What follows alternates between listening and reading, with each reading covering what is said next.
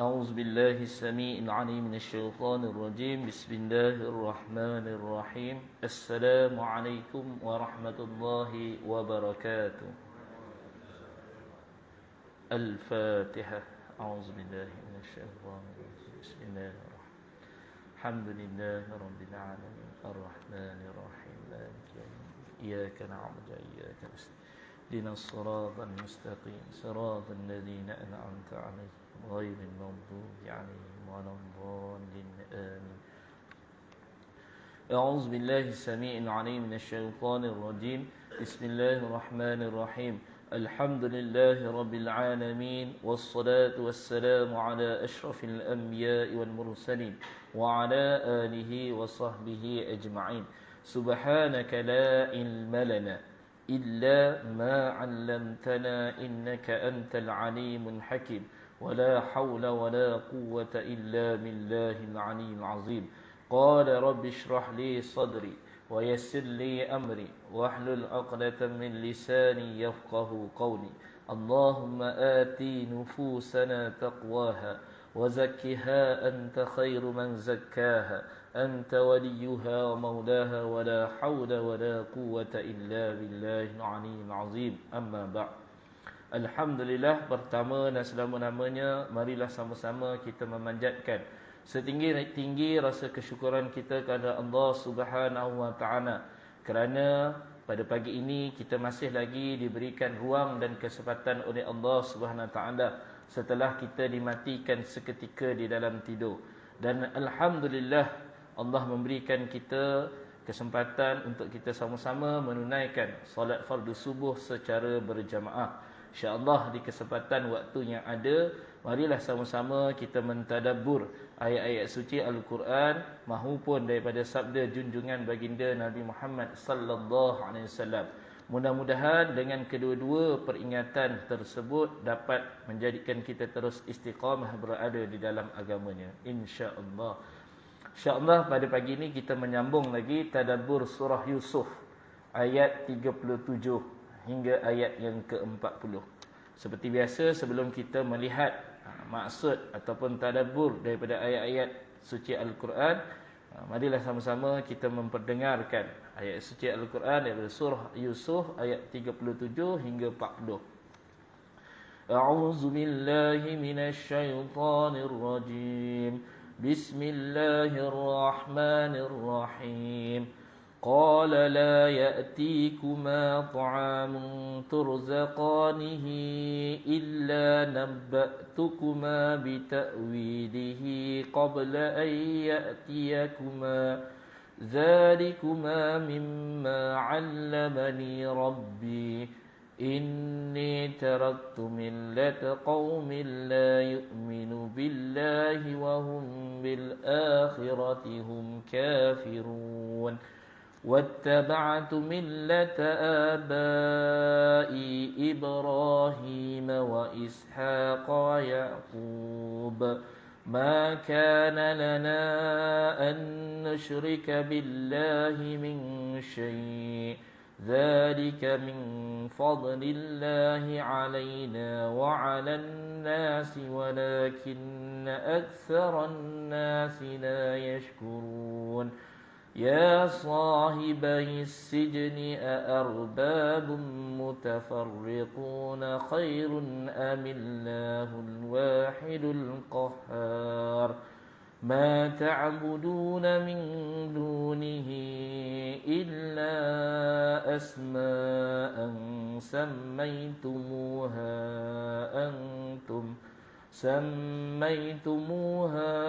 أنتم وآباؤكم ما أنزل الله بها من سلطان إن الحكم إلا لله أمر ألا تعبدوا إلا إياه ذلك الدين القيم ولكن أكثر الناس لا يعلمون صدق الله العظيم. Ini berkaitan tentang tajuk ataupun tema Nabi Yusuf membentangkan dakwah. Bulan yang lalu kita telah membincangkan bagaimana Nabi Yusuf telah dipenjarakan walaupun baginda Nabi tidak bersalah. Dan semasa baginda Nabi berada di dalam penjara, baginda Nabi telah berkenalan dengan dua orang pekerja raja. Dua orang yang bekerja di dalam istana, yang mana mereka telah melihat Nabi Yusuf ni dalam kalangan orang-orang yang baik. Seperti mana ayat Quran dalam ayat 36, mereka mengatakan, inna naraka minal muhsinin. Sesungguhnya kami, yakni dua orang pekerja istana tersebut, melihat Nabi Yusuf ni adalah orang yang baik. Tapi dia telah dipenjarakan oleh sang penguasa Mesir. Maka mereka telah bertanya kepada Nabi Yusuf berkaitan tentang takwil mimpi, yang mana salah seorang daripada mereka telah bertanya. Mereka kata, sesungguhnya aku bermimpi melihat diriku memerah anggur. Dan berkata pula seorang lagi, sesungguhnya aku bermimpi melihat diriku membawa roti di atas kepalaku, yang sebahagiannya dimakan oleh burung. Rentetan daripada peristiwa tersebut, pertanyaan tersebut, maka Nabi Yusuf mengambil kesempatan untuk membentangkan dakwah.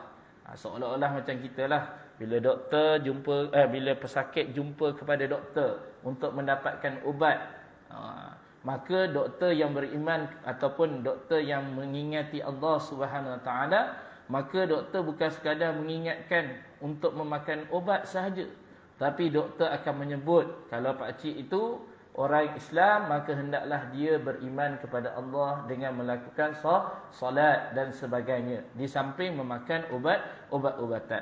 Begitu jugalah dua pekerja istana ini. Sebenarnya mereka berdua ni dituduh untuk melakukan khianat kepada raja.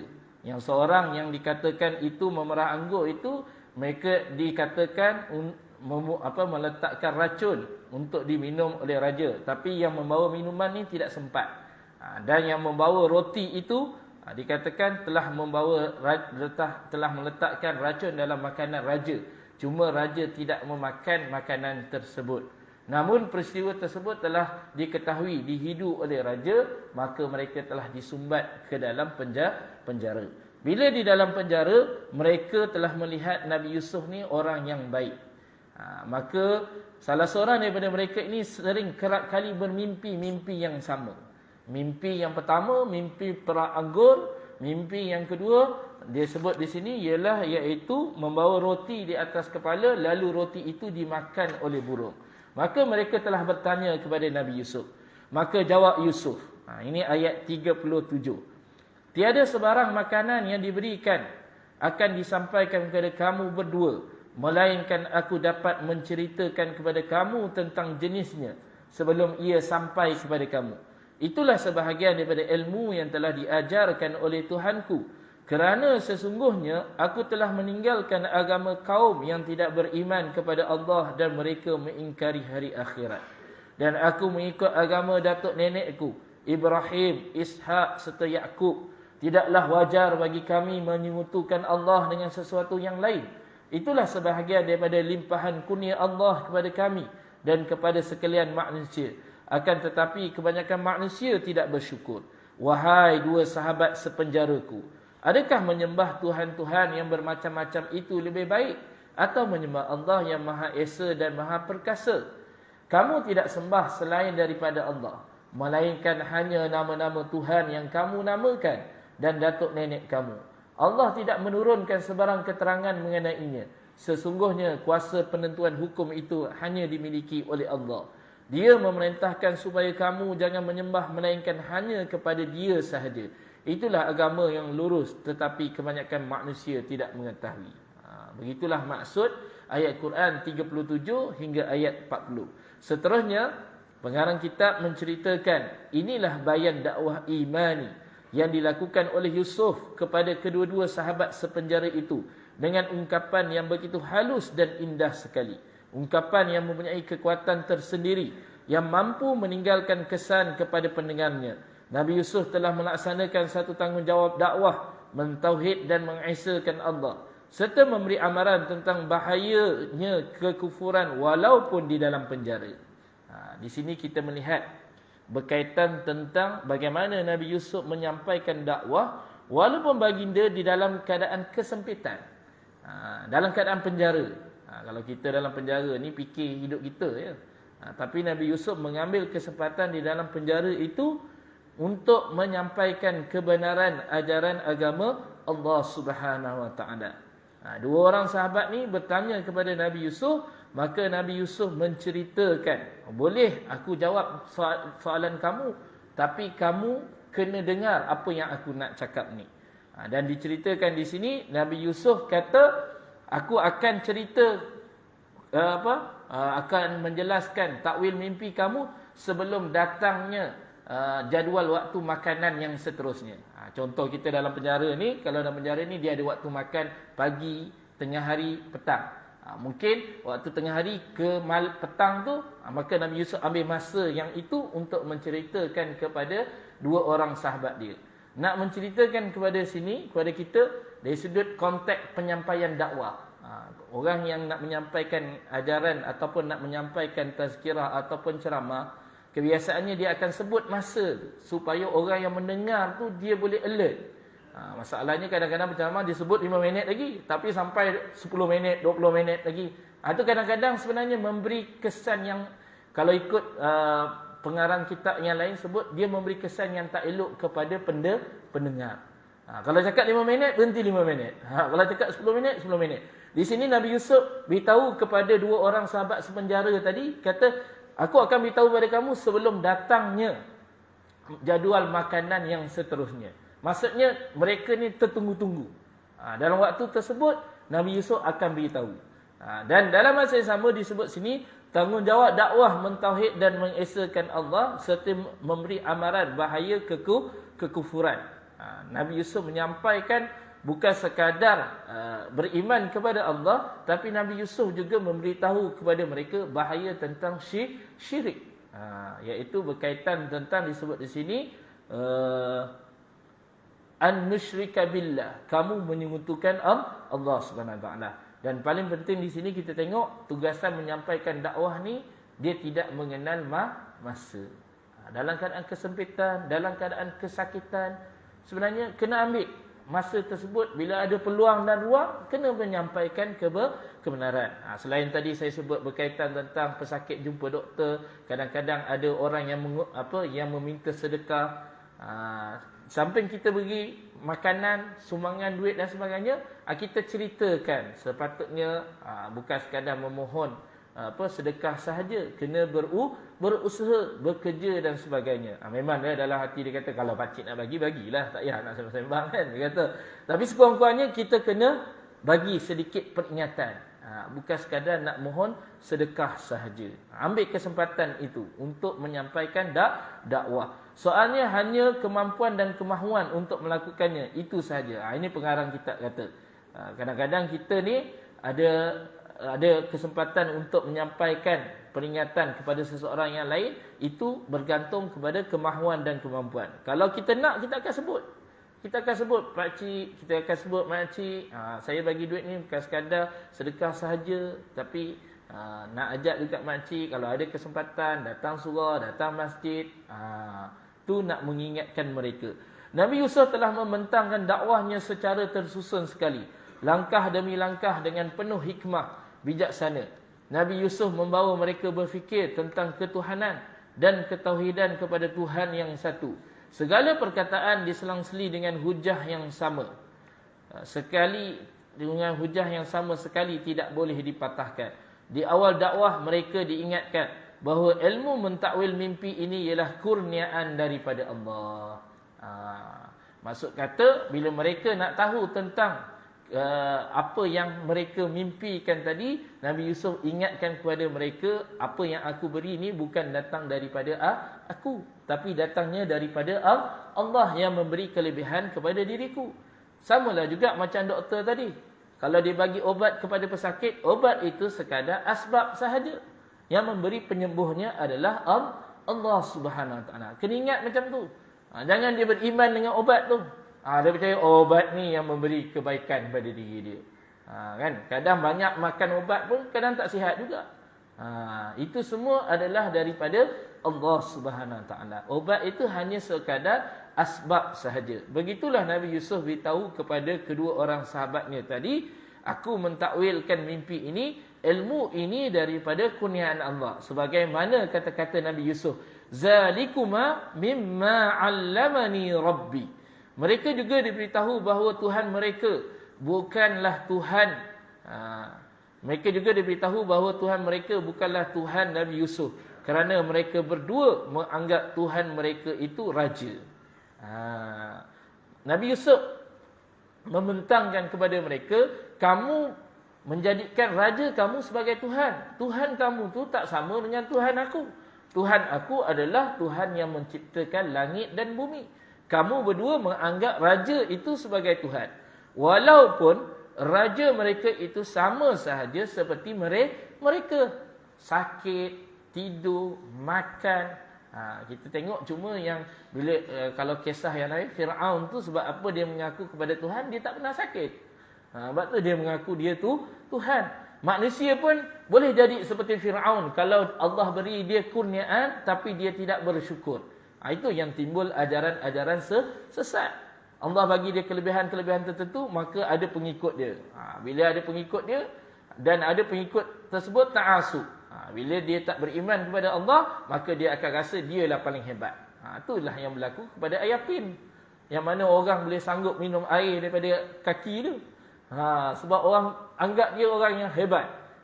Dia waktu orang ta'asub puja-puja dia, lama-lama dia jadi pembawa ajaran sesat. Seterusnya disebut lagi, Tuhan yang mengurniakan kepadanya ilmu ta'wil mimpi, maka tidak patut baginya untuk menyekutukannya dengan apa jua sekalipun. Kemudian Nabi Yusuf memberitahu mereka tentang hakikat kaum mereka yang kufur kepada Allah Subhanahu Wa Taala serta keingkaran mereka terhadap hari akhirat. Inni taraktu millata qaumin la yu'minuna billah wa hum bil akhirati hum kafirun. Kerana sesungguhnya aku telah meninggalkan agama kaum yang tidak beriman kepada Allah dan mereka mengingkari hari akhirat. Kan?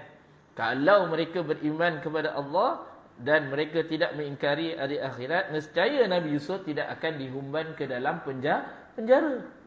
Tapi mereka ingkar. Pembesar Mesir takut dia hilang jawatan dia, takut keaibannya dibuka oleh isterinya. Maka dia kata kepada isterinya, jangan kecoh-kecoh kisah kamu dengan Yusuf ni. Aku boleh settlekan, aku boleh selesaikan. Maka isteri dia pula mencadangkan kepada pembesar Mesir, daripada berita ini tersebar, elok kita penjarakan aja Nabi Yusuf. Kalau dia beriman dengan Allah dan hari akhirat, nescaya dia tak akan buat macam tu. Tapi mereka buat perkara tersebut bila mana tidak beriman dengan Allah dan hari akhirat.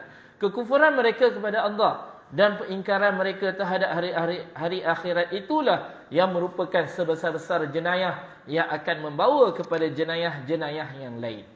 Begitulah kalau kita tengok masyarakat kita pada hari ini, kalau tidak beriman kepada Allah dan hari akhirat, maka banyaklah berlaku masalah-masalah jenayah dan masalah-masalah sosial. Terutamanya solat.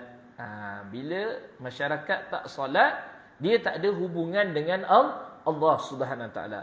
Bila tak ada ikatan hubungan dengan Allah Subhanahu Wa Taala, maka manusia yang tidak solat ni, maka dia jadi seperti binatang peliharaan.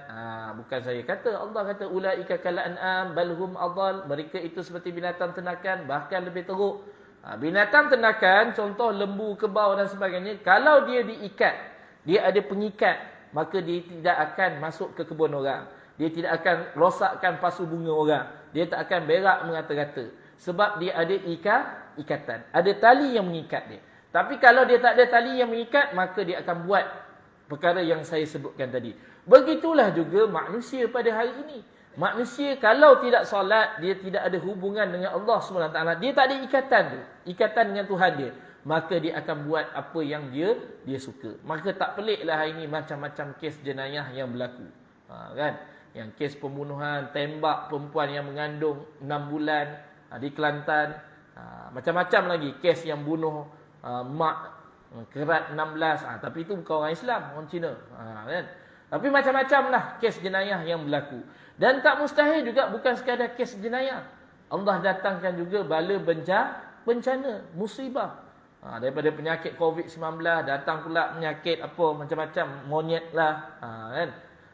Lepas tu ni meningkat pula sekarang ni kes demam denggi dan sebagainya. Itu sebenarnya sebagai peringatan daripada Allah Subhanahu Wa Taala.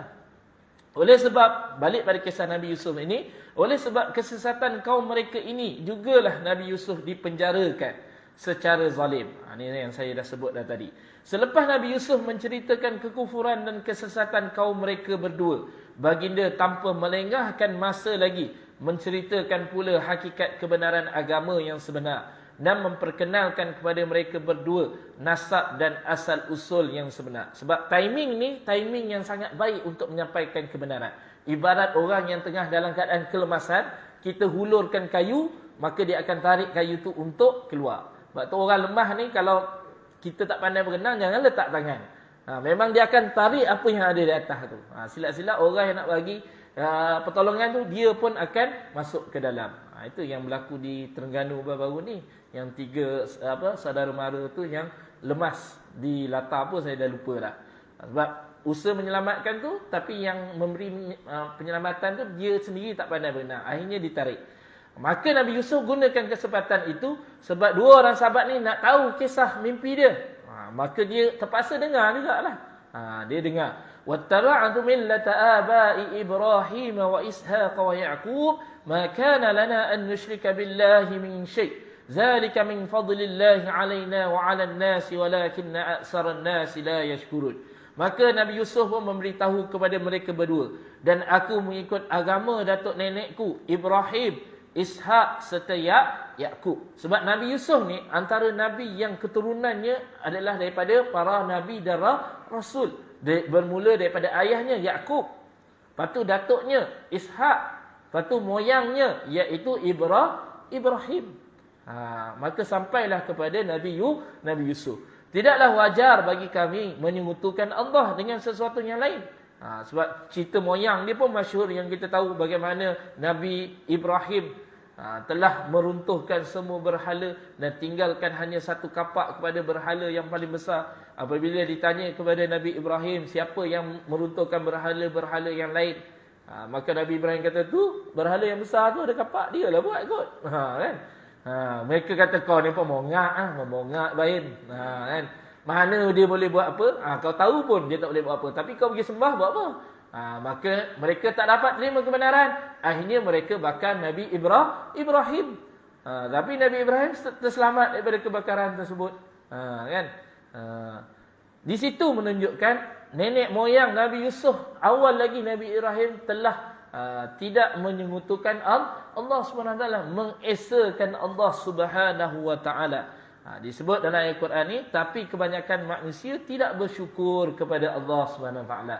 Nabi Yusuf alaihissalam disebut sini adalah daripada salah silah keturunan yang mulia, keturunan para anbiya yang mulia, keturunan Nabi Ibrahim yakni moyangnya, Nabi Ishak iaitu datuknya, dan Nabi Yaqub bapanya yang mengesakan Allah. Oleh itu Nabi Yusuf juga mesti mengikut jalan-jalan bapanya ini, bukan jalan mereka yang mensyirikkan Allah.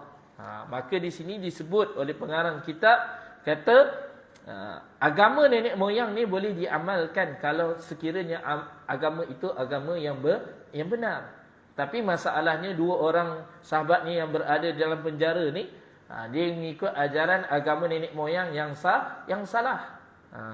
Setelah diberitahu oleh Nabi Yusuf alaihissalam tentang agama mereka, sedarlah bahawa mereka dan kaum mereka sedang berada dalam kesesatan dan kekufuran yang nyata. Sedang yang benar ialah agama Nabi Yusuf alaihissalam dan agama datuk neneknya yang mengesakan Allah, yakni Tuhan yang satu.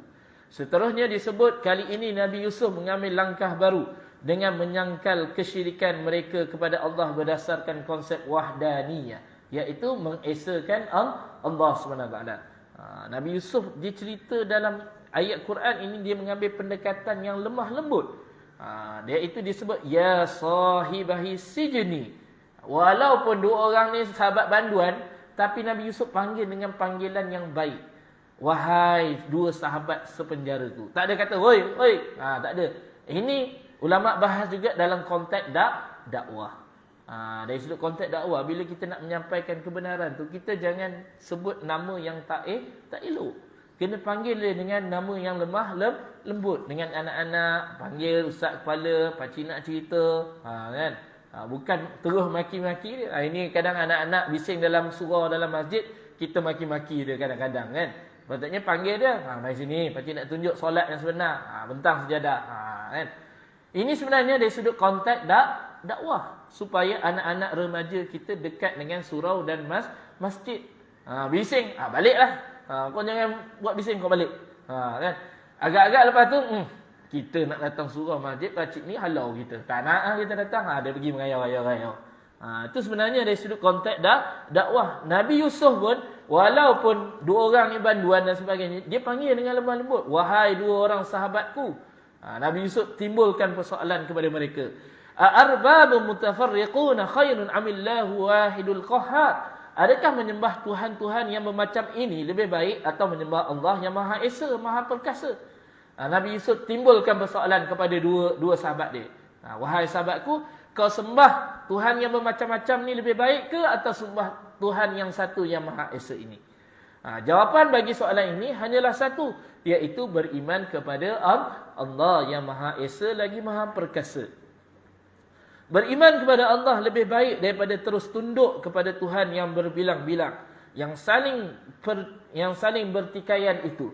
Mereka semua tidak layak untuk dijadikan Tuhan, kerana alam ini mempunyai satu Tuhan yang sahaja, iaitu Allah yang Maha Esa. Dari Al-Quran lain menyebut, "Lau kana fihima alihatun illallahi lafasadata." Sekiranya kalau ada di muka bumi ini dua Tuhan, nescaya binasalah bumi ini. Tuhan A nak langit warna biru, Tuhan B nak langit warna hijau. Dah bergaduh antara satu sama lain. Tak selesai masalah. Yang rakyat di bawah tertunggu-tunggu apa arahan Tuhan ni. Maka di sini Nabi Yusuf beritahu kepada mereka, kalau banyak Tuhan ni menyusahkan. Perbandingan ini sebenarnya tidak wujud. Sepatutnya tak boleh nak bandingkan dengan Tuhan-Tuhan yang lain, tapi hanyalah untuk menjentik akal dan fikiran mereka, supaya mereka berfikir tentang hakikat ketuhanan. Bahasa kita ini sentaplah, supaya dia terfikir, uish, betul juga Yusuf kata ni. Kan? Takkan kita kena ada banyak Tuhan.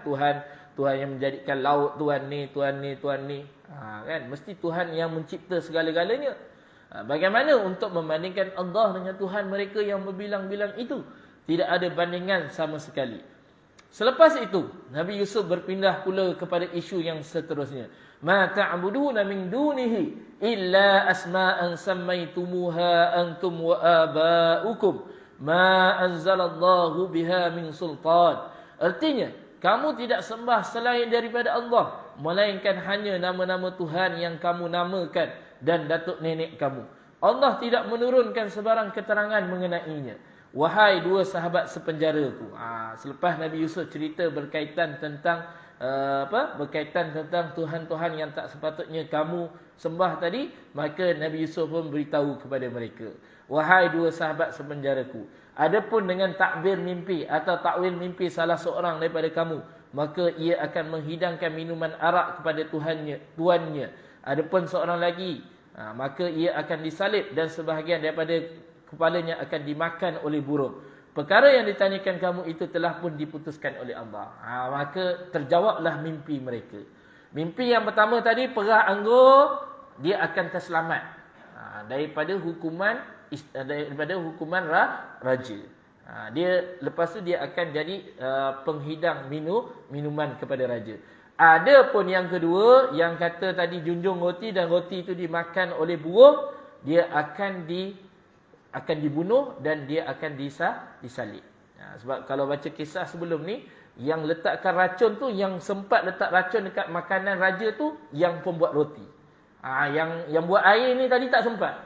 Tapi kejahatan mereka tu telah dihidu oleh raja. Maka sabit kesalahan yang buat letak racun dekat makanan tadi, dia telah dibunuh dan disalib dan kepalanya dimakan oleh burung. Itu takwil mimpi kepada dua orang sahabat penjara dia tadi. Dan Yusuf berkata kepada temannya yang difikirkan akan selamat antara mereka berdua. Dan bila Nabi Yusuf cerita tersebut, Nabi Yusuf beritahu kepada yang akan terselamat tadi. Nabi Yusuf kata, besok kalau kamu selamat, kamu dah terselamat, kamu tolong beritahu cerita aku ni pada penjara, pada raja, supaya aku boleh dilepaskan. Sebab aku ni tak buat jahat pun.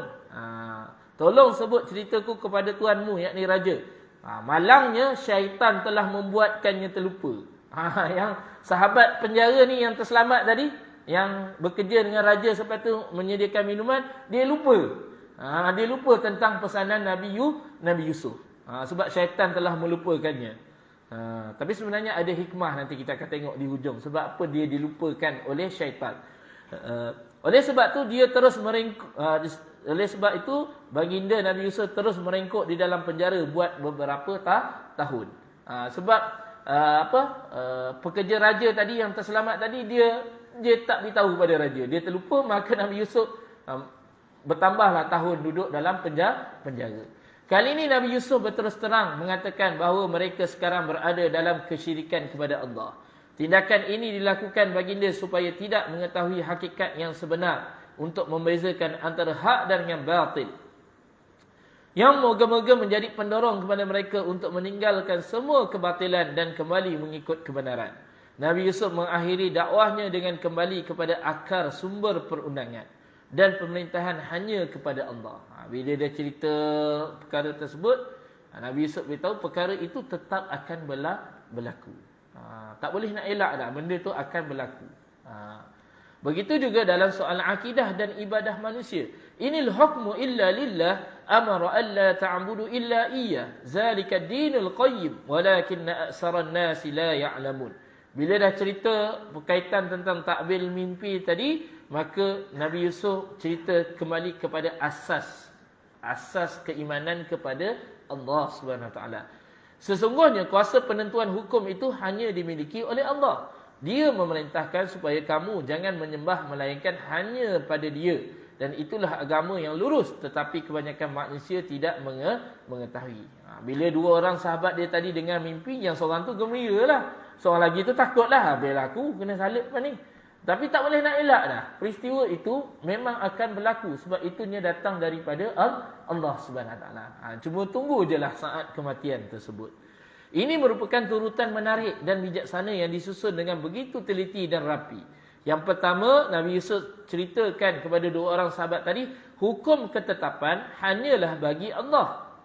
Sesiapa yang mencari hukum selain daripada hukum Allah, dia telah jatuh syirik kepada Allah SWT. Wa man yabtaghi ghairal Islam dinan fala yuqbal minhu. Siapa yang mencari acuan selain daripada acuan Allah Subhanahu Wa Taala, maka dia tidak akan diterima oleh Allah Subhanahu Wa Taala. Seterusnya disebut di sini, ibadah juga hanyalah kerana Allah Subhanahu Wa Taala. Kita melakukan amal ibadat ni kena ikhlas. Kerana Allah Subhanahu Wa Taala, mukhlisina lahuddin, bukan kerana sesuatu perkara, bukan kita nak dilihat kita baik. Kita baik ni orang lantik kita jadi AJK surau, kita nak jadi macam tu, tak. Kita buat kebaikan ni kerana Allah Subhanahu Wa Taala, ikhlas kerana Allah. Disebut sini ibadah dengan makna yang luas, berarti ketundukan yang mutlak, hamba kepada Tuhannya. Maksudnya mutlak ni tanpa ada tujuan-tujuan lain. Memang tujuan tu ikhlas kerana Allah, memperhambakan diri kepada Allah. Menghususkan Allah dalam menghukum merupakan salah satu gambaran menghususkan dalam ibadah. Hanya Allah yang layak disembah, sebagaimana hanya bagi Allah segala hukum itu. Seperti makna al-ihsan lah, an ta'budallaha ka'annaka tarah fa in lam takun tarahu fa innahu yaraka. Kamu menyembah Allah seperti Allah melihat kamu. Dan kamu seolah-olah melihat Allah Subhanahu Wa Taala. Sebab tu kalau ada perasaan ihsan ini, maka dalam apa-apa keadaan pun kita akan beriman kepada Allah Subhanahu Wa Taala, ikhlas kerana Allah. Sebagaimana hanya agama inilah yang benar dan betul.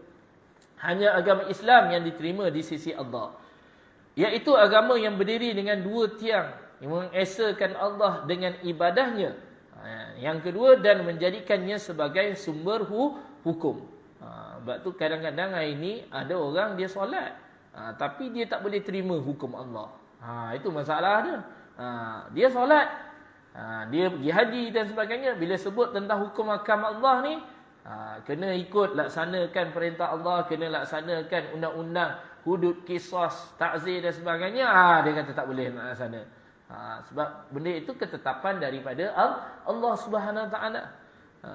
Dua perkara inilah yang menjadikan agama Islam ialah agama yang benar. Sebab tu dalam bab dari sudut konsep akidah ni, dia bukan sekadar kita beriman kepada Allah, tapi kita kena jadikan perkara itu sebagai dari sudut peraturan dalam kehidupan. Sebab tu kadang-kadang ada orang solat tapi tak menutup aurat. Tak betul juga tu. Kan? Ini ramai orang di luar yang solat. Bila waktu azan solat, tapi lepas keluar surau masjid, cabut tudung dan sebagainya. Dia tidak menjadikan hukum Allah itu, apa yang dia solat, dia lakukan ibadah itu sebagai peraturan dalam kehidupan. Dia seolah-olah dia mengasingkan antara perkara agama dengan dunia. Ini yang dinamakan sekularisme. Mengasingkan dunia dengan akhirat. Dalam bab ibadah, aku solat, habis ni keluar tak menutup aurat ni, ni tak laksanakan hukum Allah, itu berkaitan tentang urusan dunia. Dia jawab macam tu. Itu namanya secularism. Secularism ni tak boleh lah. Tak diterima oleh Allah. Kita tak boleh nak separuh untuk ibadah, separuh lagi untuk dunia. Sepatutnya kedua-duanya tu berkaitan tentang hukum hakam Allah Subhanahu Wa Taala. Menjadikan Islam, istilah ini orang kata Islam the way of life. Islam sebagai satu cara hidup. Kan? Yang kata di sini, apa yang baik untuk diri dia, dia terima Islam. Apa yang tak elok tentang diri dia tolak Islam. Tak boleh lah. Tak boleh lah macam tu. Terima separuh, tinggal separuh. Afatu'minuna bi ba'dil kitab wa takfuruna bi ba'dil kitab. Adakah kamu beriman dengan sebahagian kitab dan kamu kufur dengan sebahagian kitab? Maka orang yang macam ni tak diterima oleh Allah SWT. Tetapi hakikat kebenaran agama ini tidak dipahami oleh kebanyakan orang. Kebanyakan mereka jahil dan tidak mengerti sebagaimana ayat di bawah, walakinna aktsaran nasi la ya'lamun. Tetapi kebanyakan manusia tidak mengetahui. Maka begitulah Nabi Yusuf bentangkan dakwah iman kepada dua sahabat sepenjaranya itu. Dakwah kepada yang hak, iman serta tauhid kepada Allah dengan meninggalkan segala kebatilan, kufur dan syirik kepada Allah Subhanahu Wa Taala. Seterusnya, sikit lagi, selepas dibentangkan kepada mereka berdua dakwah iman, sebelum dihidangkan kepada mereka makanan, masa yang saya sebut tadi, waktu antara tengah hari ke petang ke, daripada pagi ke tengah hari ke, sebelum diberitahu, sebelum mereka makan, Nabi Yusuf mentakwil mimpi mereka berdua tadi. Berkaitan tentang mimpi disebut, wahai dua sahabat sepenjara, adapun takbir mimpi salah seorang daripada kamu, maka ia akan menghidangkan minuman arak kepada tuannya. Adapun seorang lagi, maka ia akan disalib mati, sebagian daripada kepalanya akan dimakan oleh burung.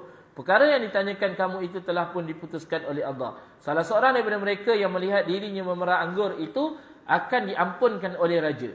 Dia akan dibebaskan dan kembali berkhidmat kepada raja sebagai tukang pemberi minum arak kepada raja.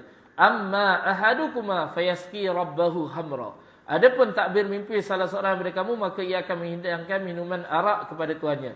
Perkataan Rabb di sini bermakna raja, kerana mereka menganggap raja mereka itu sebagai Tuhan. Oleh sebab itu Nabi Yusuf berbicara kepada mereka dengan apa yang mereka yakini. Adapun seorang lagi yang melihat dirinya menjunjung roti di atas kepalanya dan yang dimakan oleh burung itu, dia akan mati disalib. Apabila sudah dibunuh, dia akan digantung di tiang salib tersebut dan akan dibiarkan dimakan oleh burung melalui atas kepalanya.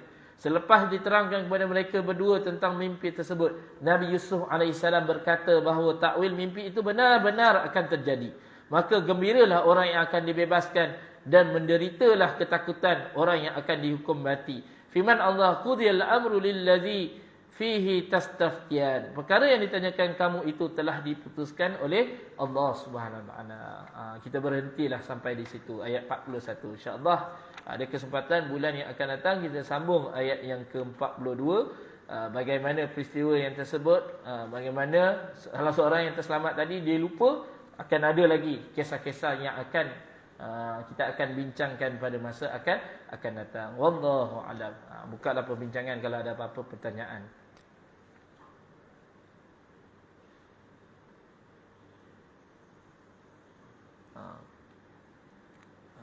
Kalau tak ada tu, alhamdulillah lah. Kalau tak dapat banyak, dapatlah. Tak dapat keseluruhan, dapat sikit pun jadilah.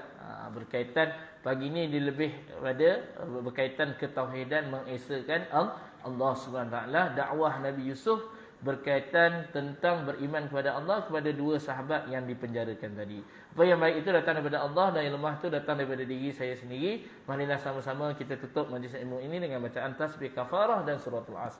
Subhanakallahumma bihamdika asyhadu an la ilaha illa anta astaghfiruka wa atubu ilaik. Bismillahirrahmanirrahim. Wal 'asr innal insana lafi khusr illa alladhina amanu wa 'amilus shalihat wa tawassaw bil haqq wa tawassaw bis sabr. Billahi taufiq ila. Assalamualaikum warahmatullahi wabarakatuh.